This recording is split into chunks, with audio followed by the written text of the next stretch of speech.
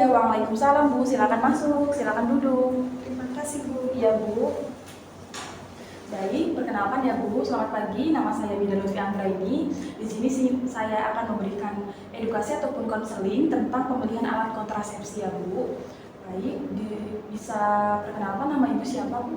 Nama saya Siti Nurjana Bu. Oh iya, baik. Jadi saya akan menjelaskan maksud dan tujuan dari konseling pemilihan alat kontrasepsi ini. Jadi alat kontrasepsi itu diharuskan dipakai baik perempuan ataupun laki-laki ya Bu, dengan tujuan itu menunda kehamilan atau tidak terjadinya kehamilan yang tidak diinginkan.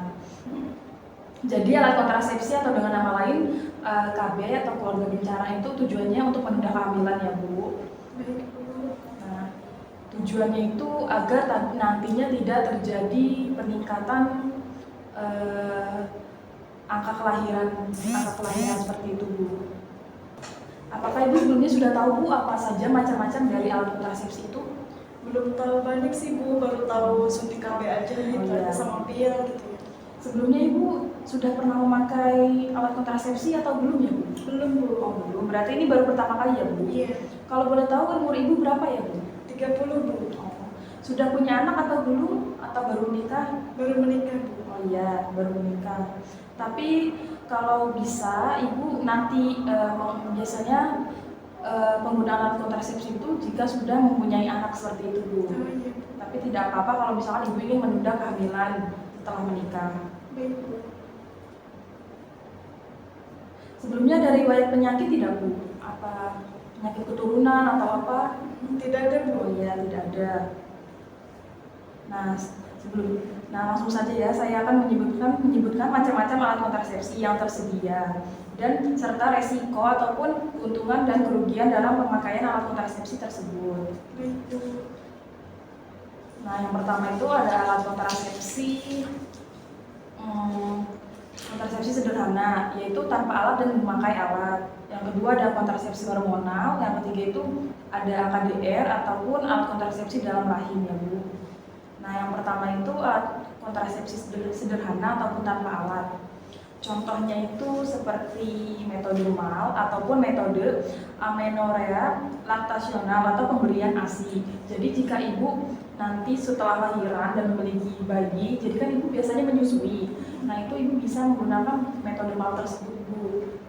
Nah, ini tidak pakai alat ya Bu. Iya Bu.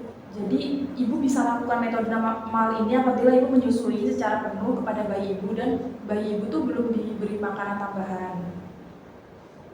Nah, ibu bisa memakai metode ini jika ibu belum mendapatkan haid. Jadi kan biasanya masa nifas itu kan belum bisa haid ya Bu. Iya. Seperti itu. Dan bayi ibu belum berumur 6 bulan karena biasanya jika bayi berumur 6 bulan itu sudah diberikan MPASI. Jadi ibu tidak bisa memakai metode MAL ini. Jadi keuntungannya itu murah, efektivitas mencapai 99% ya Bu. Iya.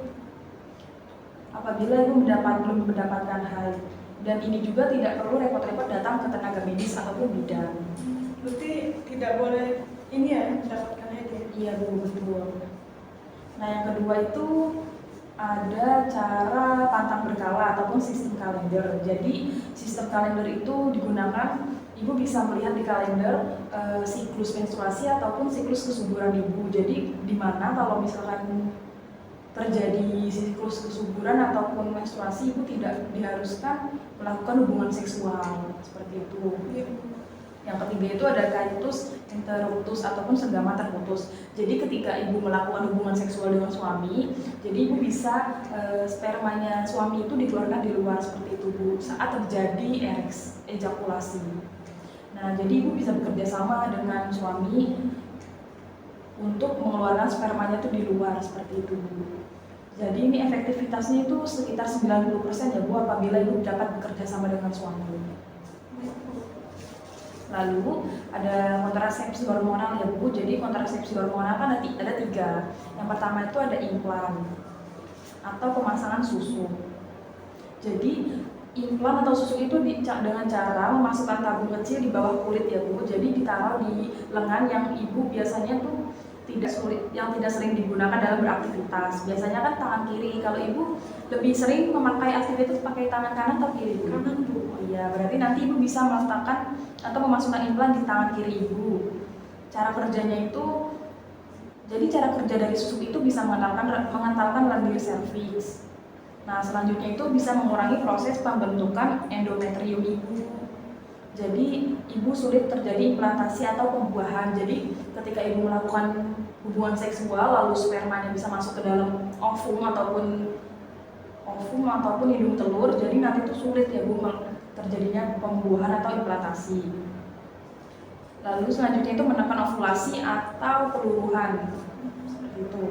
Jadi jenis-jenis implan ataupun susuk itu ada 3 Bu. Yang pertama ada Norplant. Biasanya itu terdiri dari 6 batang dan tahan lama selama 5 tahun. Yang kedua ada Implanon, terdiri dari 1 batang, lama kerjanya itu 3 tahun Bu.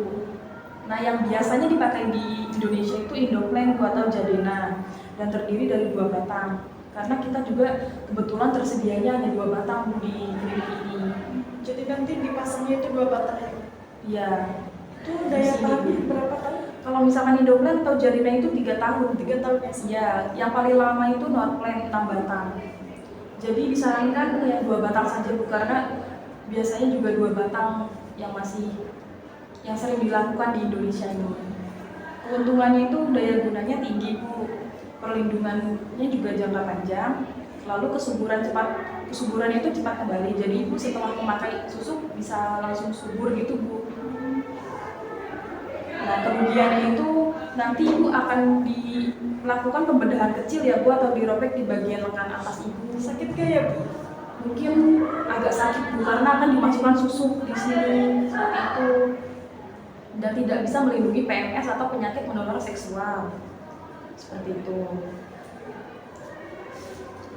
Lalu yang selanjutnya itu ada kontrasepsi IUD Bu, yaitu atau AKDR, alat kontrasepsi dalam rahim Bu. Nah, jadi alat kontrasepsi IUD itu memasukkan alat yang terbuat dari tembaga, nanti dimasukkan ke dinding rahim ibu. Pakai alat gitu ya Bu? Iya, jadi alatnya itu seperti berbentuk T seperti itu Bu, nanti dimasukkan ke dalam rahim. Jadi cara kerjanya itu menimbulkan reaksi peradangan Bu. Jadi mungkin nanti agak rasa sakit ataupun terjadinya perih gitu Bu ketika sudah dimasukkan ke dalam rahim. Keuntungan memakai IUD itu bisa digunakan dalam metode jangka panjang, bisa digunakan pada pasien yang hipertensi. Jadi sebelumnya Ibu ada riwayat hipertensi atau darah tinggi tidak Bu? Tidak ada. Oh iya, berarti Ibu bisa saja memakai IUD. Lalu kerugiannya itu mengganggu hubungan seksual, karena mungkin ini terjadinya rasa tidak nyaman kepada suami Ibu ketika Ibu nanti berhubungan seksual seperti itu. Dan ini mungkin biayanya agak cukup mahal ya Bu, karena penanganannya itu juga agak sulit dan alat-alatnya juga sangat terbatas, jadi agak mahal Bu. Kira-kira berapa ya Bu harganya? Sekitar mungkin 300 ribuan gitu Bu. 300 ke atas kali ya? Iya, Nanti seperti saya itu. tanyakan saja. Iya Bu. Itu di mana kalau boleh tahu yang mengadakan itu? Bisa di bidan, tapi kebetulan di klinik saya sebelum ada ya Bu untuk pemasangan IUD, jadi Ibu nanti bisa ke tenaga medis lainnya. Rumah sakit ya? Iya boleh Bu. Nah mohon maaf Bu, tadi ada yang tertinggal yaitu KB hormonal. Tadi kan sudah saya jelaskan susuk atau implan ya Bu. Selanjutnya itu ada pil KB. Jadi pil KB itu terdiri dari 2 macam, yaitu ada mini pil, lalu ada pil kombinasi. Kalau mini pil itu hanya mengandung hormon progesteron saja ya Bu, dan ini cocok untuk ibu menyusui. Sedangkan ibu kan tidak menyusui, jadi ini mungkin tidak cocok untuk ibu. Yang kedua itu ada pil kombinasi. Jadi pil kombinasi itu mengandung hormon estrogen dan progesteron. Ada 2 hormon ya Bu di dalam pil kombinasi ini. Tingkat keberhasilan dari 2 pil ini tuh sebesar 99% ya Bu, bila digunakan secara tepat dan teratur. Jadi kalau misalkan ibu nanti menggunakan pil KB, disarankan ibu tidak lupa untuk melihat jadwal yang berada di belakang pil tersebut Bu. Jadi ibu harus rutin minum pil KB tersebut, paling bagus itu pada waktu malam sebelum tidur. Iya. Yang selanjutnya itu ada suntik KB ya Bu. Suntik KB itu biasanya kita berikan di bagian bokong seperti itu Bu. Keuntungan dari suntik KB itu tidak mengganggu hubungan seksual, lalu cocok digunakan untuk pasien yang pelupa. Jadi KB suntik itu ada yang 1 bulan dan 3 bulan Bu. Dan kerugiannya itu tidak melindungi dari PMS ataupun penyakit menular seksual dan menimbulkan kegemukan. Karena di dalam KB suntik itu ada hormon yang bisa merubah hormon-hormon di dalam tubuh ibu seperti itu. Yang selanjutnya itu ada kontrasepsi mantap atau permanen. Nah ini tuh bisa ibu lakukan. Nah ini tuh bisa dilakukan di pria maupun wanita. Kalau misalkan di wanita itu namanya tubektomi ya Bu. Jadi tubektomi itu tindakan. Jadi saluran telur ibu tuh dipotong seperti itu Bu. Dilakukan Bu? Pembedahan seperti itu, dipotong, dihilangkan. Jadi rahimnya itu tidak ada. Nah tapi itu lebih bagus dilakukan ketika ibu beranjak lansia seperti itu Bu. Karena kan mungkin ketika lansia itu tidak ada keinginan untuk melakukan hubungan seksual ataupun memiliki anak. Jadi itu cocok Bu untuk ibu gunakan ketika sudah menginjak usia 50 tahun ke atas. Kalau misalkan yang laki-laki itu namanya vasektomi Bu. Nah yang selanjutnya itu adalah alat kontrasepsi darurat Bu. Nah biasanya itu ada kondom. Jadi kondom itu ibu bisa beli di mana saja, di pinggir market pun juga ada ya Bu, atau marketplace. Jadi pada kondom ini dipakai di laki-laki ya Bu. Dipakai ketika laki-laki itu sudah ereksi atau menegang penisnya. Jadi ibu bisa dimasukkan ke dalam penis, tapi bisa diberikan sedikit sisa di bagian depan ya Bu untuk menampung cairan spermanya. Jadi kondom ini hanya bisa dipakai 1 kali pakai saja ya Bu saat ibu melakukan hubungan seksual. Dan lebih baik ketika sudah melakukan hubungan itu langsung lepas dan dibuang gitu Bu. Tidak bisa dipakai berulang kali. Harganya itu berapa ya Bu? Harganya murah Bu, dan keuntungannya itu kan selain murah, ibu bisa memakai ini sendiri Bu. Maksudnya tidak membutuhkan tenaga medis dan dapat melindungi ibu dari PMS ataupun penyakit menular seksual. Berarti itu termasuk ke darurat ya? Iya Bu, karena itu juga kalau darurat juga karena kondom tersebut mudah dicari di mana-mana gitu Bu, seperti di minimarket ataupun marketplace. Betul Bu. Baik Bu, sudah saya jelaskan bermacam-macam tadi alat kontrasepsi. Menurut Ibu dari macam-macam alat kontrasepsi tersebut manakah yang paling cocok ataupun Ibu menariknya ke bagian mana? Untuk saat ini kan saya kebetulan belum lama ya nikah itu sama suami. Jadi tapi saya masih ada keinginan pengen punya anak sih. Jadi belum tertarik untuk memakai alat kontrasepsi ini ya, KB ini. Tapi mungkin nanti saya kalau misalnya sudah punya anak misal 3 atau ingin memakai alat kontrasepsi, saya pengennya sih ke ini aja sih Bu, ke KB suntik. Oh iya, karena KB suntik juga efektif ya Bu, 99% dan tidak 99%. Tadi kan sudah dijelaskan KB suntik ada yang 1 bulan dan 3 bulan ya Bu. Iya. Tapi rata-rata pasien kesini tuh suntik 1 bulan sekali gitu Bu. Nanti saya berikan jadwal kalau misalkan ibu ingin melakukan suntik itu biasanya setelah melakukan haid ya Bu ataupun menstruasi. Seperti itu. Mungkin nanti saya kembali lagi kalau doain saja semoga sekarang saya punya anak. Iya, nggak apa-apa Bu. Jadi ibu kan bisa tahu nih pengetahuan tentang alat kontrasepsi itu mulai dari awal walaupun ibu belum punya anak. Jadi mungkin nanti bisa jaga-jaga setelah ibu memiliki anak ataupun ingin menjaga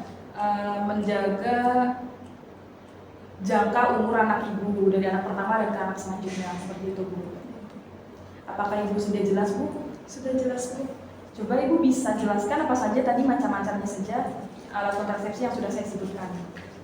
Alat kontrasepsinya itu banyak ya. Pertama kan ada yang dengan alat, tanpa alat, Ya, terus ada juga yang darurat dan hormonal. Iya, hormonal. Pokoknya saya udah hafal Bu. Iya. Jadi ibu bisa ingat-ingat saja ya Bu. Nanti kalau ibu bisa berubah pikiran ataupun ingin bertanya lagi bisa silakan tanya langsung ke saya ya Bu. Insya Allah semua alat-alat kontrasepsi itu di klinik saya tersedia. Iya Bu, terima kasih banyak ya Bu. Iya Bu, sama-sama. Mari Bu. Iya Bu, Assalamualaikum. Waalaikumsalam, selamat siang. Bu.